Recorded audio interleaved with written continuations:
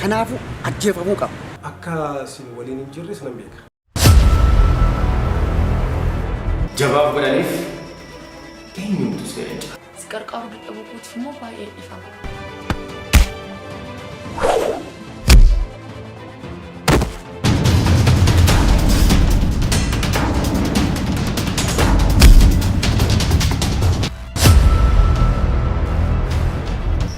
Hin ulfaatu aangoon qaba jedhanii nama lagaa jireenya dhufu. Giiftii koongoowwamii sooressa hunduma taamata. Nan beeka. Jabaa ta'uuf jabaachuun dirqama akka ta'e.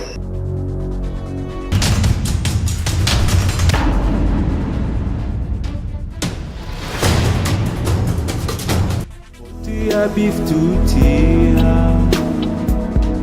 is duran sikaba dawiti.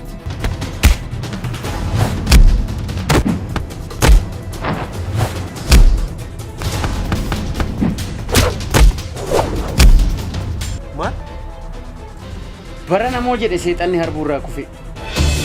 Yeroo muraasaanaaf kennite sifan deebisa.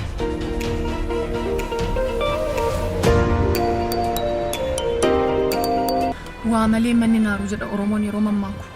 Isinumtiyyuu kan daboo dabaanatti baatan iyyuu. Uummata kuyyuu